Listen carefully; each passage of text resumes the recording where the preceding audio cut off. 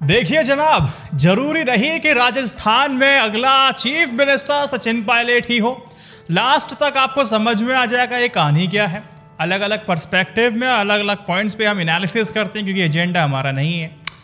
देखिए, राजस्थान में भी नेतृत्व परिवर्तन हो सकता है, ठीक वैसे ही जैसे पंजाब में हुआ। देखिए, नहीं होगा।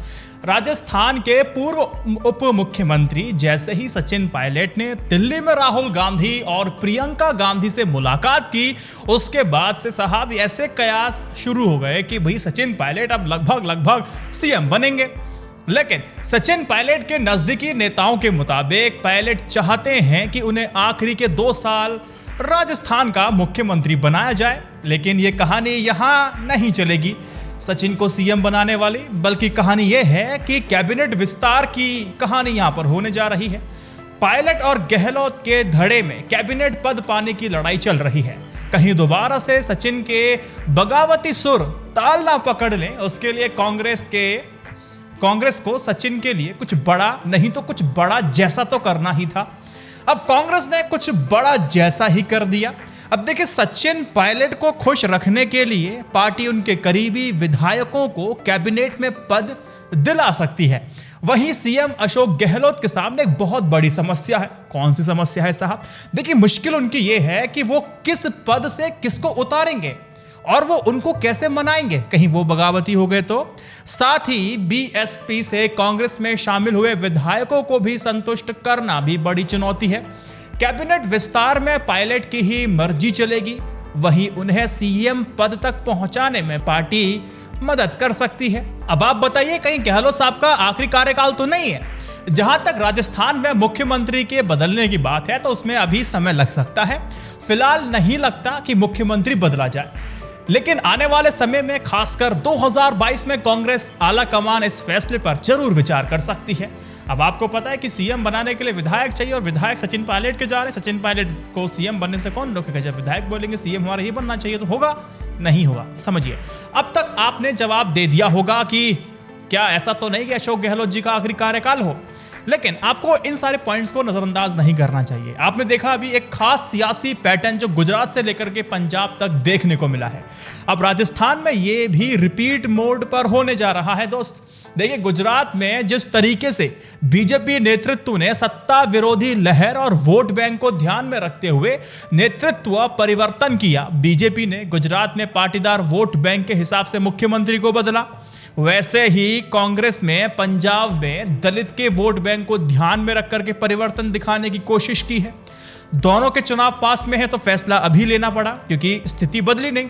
गुजरात और पंजाब में 2022 में ही विधानसभा चुनाव है तो फैसले की टाइमिंग आपको समझ में आ गई।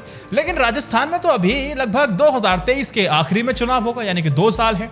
कांग्रेस अशोक गहलोत के खिलाफ सत्ता विरोधी लहर को खत्म करने के मकसद से चुनाव से पहले कोई नया चेहरा पेश कर सकती है, लेकिन यह भी तो जरूरी नहीं कि नया चेहरा सचिन पायलट हो।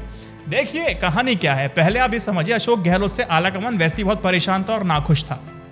अशोक गहलोत की बात समझें, जैसे कि उनके बेटे हैं वैभव गहलोत, लोकसभा चुनाव में टिकट की जिद पे वो अड़े रहे।